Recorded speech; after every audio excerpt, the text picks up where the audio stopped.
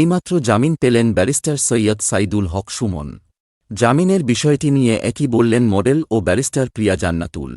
সুমন ভাইয়ের সাথে কাজ করেছি এবং আমি আগেও বলেছি, আমি এখনো বলছি, উনি আমার দেখা অনেকগুলো স্মার্ট মানুষের মধ্যে উনি একজন। এবার হবিগঞ্জ ৪ আসনের সাবেক এমপি সাইদুল হক ব্যারিস্টার সুমনকে জামিনে ছাড়িয়ে আনলেন তারেক রহমান।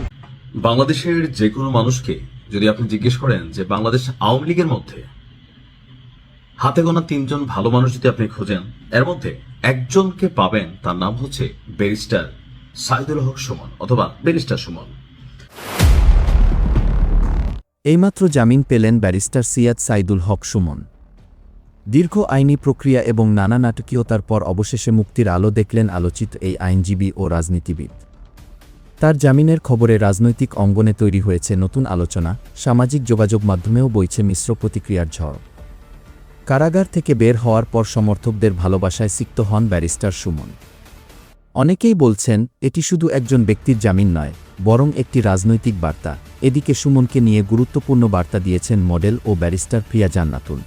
তিনি কি বললেন, চলুন বিস্তারিত জেনে নেই ভিডিওতে।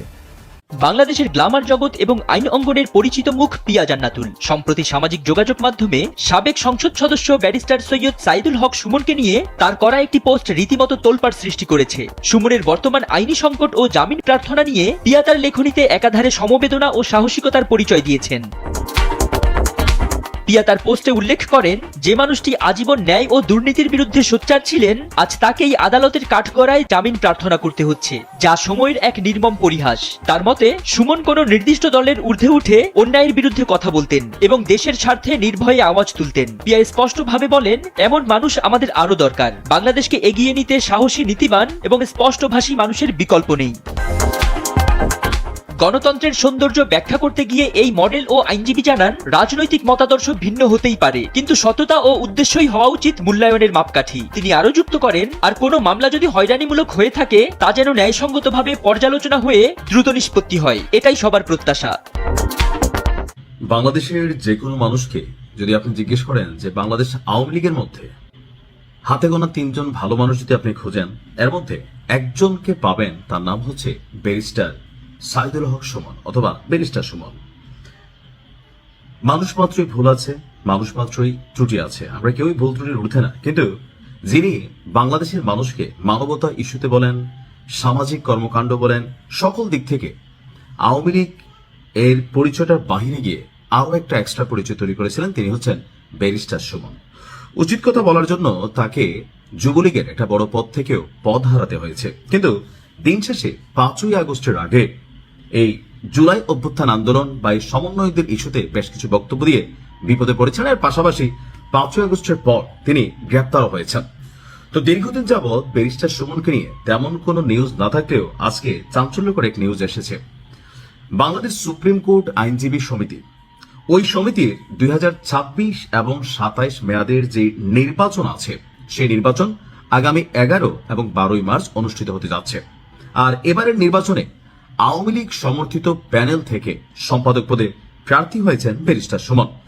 কারাগারে বন্দী থাকতেও তিনি আপনার এই নির্বাচনে অংশগ্রহণের ইচ্ছা প্রকাশ করেছেন। আর তার যারা সমর্থক আছেন তারা তার পক্ষে প্রচারণা আপনার এই মুহূর্তে চালিয়ে যাচ্ছেন। ব্যারিস্টার সুমনের নির্বাচনী প্রচারণায় তাকে অকুতোভয় জননেতা হিসাবে উল্লেখ করা হচ্ছে। হত্যা, জেল, জুলুম, লুণ্ঠন এবং মব জাস্টিসের বিরুদ্ধে তিনি ছিলেন এক প্রতিবাদী কণ্ঠস্বর। তারা যার সাপোর্টার তারা তেমনটাই বলছেন। সমর্থকদের দাবি, সুশাসন প্রতিষ্ঠা এবং ন্যায় বিচার নিশ্চিতের লক্ষ্যে কারাগারের অন্ধকার প্রকোষ্ঠ থেকেই তিনি আইনি অঙ্গনের মর্যাদা রক্ষায় লড়াই চালিয়ে যাচ্ছেন। ব্যারিস্টার সুমনের বেশ কিছু ভিডিও ভাইরাল হয়েছিল। প্রত্যেকটা মানুষের একটা পলিটিক্যাল পয়েন্ট অফ ভিউ থাকে এবং পলিটিক্যাল অবস্থান থেকে। এদেশে শিশু যারা আজকের দিনে তাদেরও একটা রাজনৈতিক পছন্দ আছে।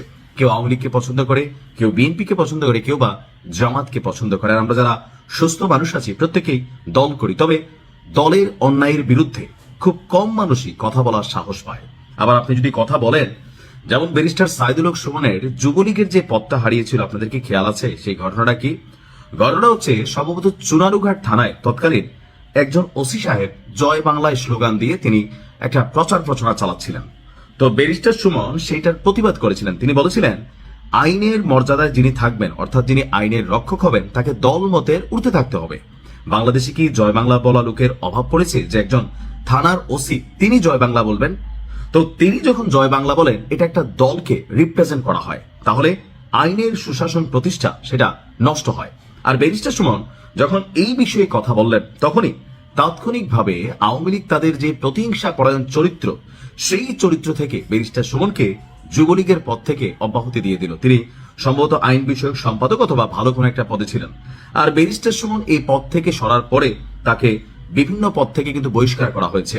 আর অবশেষে যে নির্বাচন হয়েছে, আমি বিশ্বাস করি, আমার মতো নিশ্চয় অনেকেই বিশ্বাস করেন, যে এই মুহূর্তেও যদি ব্যারিস্টার সুমন তার নিজ নির্বাচনী এলাকা থেকে নির্বাচনে দাঁড়ায়, আর জনগণ যদি পলিটিক্যাল পয়েন্ট অফ ভিউর বাহিরে গিয়ে স্বতন্ত্র প্রার্থী হিসেবে কাউকে চিহ্নিত করে বা নির্বাচিত করে, ব্যারিস্টার সুমন তাদের একজন। হ্যাঁ, পলিটিক্যাল পয়েন্ট অফ ভিউতে তার দোষ ত্রুটি থাকতেই পারে, তবে ব্যারিস্টার সুমন আমার কাছে আওয়ামী লীগে থাকা যতগুলো মানুষ ছিল তাদের মধ্যে ভিন্ন একজন ক্যারেক্টার ছিল, তবে প্রত্যেকের একটা লিমিটেশন আছে। দেখা যাক ব্যারিস্টার সুমন এই মুহূর্তে কতটুকু সফল হন। তবে আমার ধারণা এখানে ব্যর্থ হবেন। কেন? কারণ তিনি আওয়ামী লীগের প্যানেল থেকে দাঁড়াইছেন, এটা হচ্ছে এই মুহূর্তে একটা ফ্যাক্ট। সুমন ভাইয়ের সাথে কাজ করেছি এবং আমি আগেও বলেছি, আমি এখনো বলছি, উনি আমার দেখা অনেকগুলো স্মার্ট মানুষের মধ্যে উনি একজন, এবং উনি মানুষের জন্য অনেক কাজ করেছেন। আমি তো বলবো মানে সিলেটের সোনারুঘাট বিশেষ করে মানুষের জন্য অনেক কাজ করেছেন, শুধু সোনারুঘাট বলবো না, তাছাড়া বাংলাদেশের অনেক মানুষের জন্য অনেক কাজ করেছেন। এটা খুবই দুঃখজনক যে উনি এখন বাইরে নাই। উনি এখন আমার মনে হয় সরকার অবশ্যই এর দিকে দৃষ্টি দেবে, তার যে কাজ তিনি যেরকম করেছেন সেই কাজ দেখে অবশ্যই আমি খারাপ কাজ করে সেটা তাকে বলেন, বাট ভালোকে শুধুমাত্র একটা ভয়ের জন্য সবাই যা বলছে সেই পিছনে চলে যাচ্ছি সেটা করা উচিত না। আমি তো নিজে দেখেছি সুমন ভাইয়ের জন্য মানুষ মানে আমাদের চেম্বারের মতো মানে এত মানুষ কোথাও মনে হয় আমি দেখি। সো ওই প্রাপ্য সম্মানটুকু, যিনি এত কাজ করেছেন, প্রাপ্য সম্মানটুকু উনি অবশ্যই পাওয়ার দাবিদার। এবং তার পাশাপাশি আমি কিছু কথা বলতে চাই। আমি যখন মালয়েশিয়াতে আসি, আমি জানি না আপনার এটা অনেক করেন কিনা, আমি মালয়েশিয়াতে যখন আসি আমাকে আমি এরপরে 5 বছর পর অনেকবার বিদেশে গিয়েছি, বাট এবার এসে আমাকে 90 মিনিটস মতো রেখেছে এবং পুলিশরা এসে আমাকে বলছে যে বা এটা তো আমাদের ডিউটি, শুধু একটা ক্লিয়ারেন্স লাগবে, এবং পাশাপাশি আমাকে বলছে যে ব্যাসের সময়ের সাথে কাজ করতো।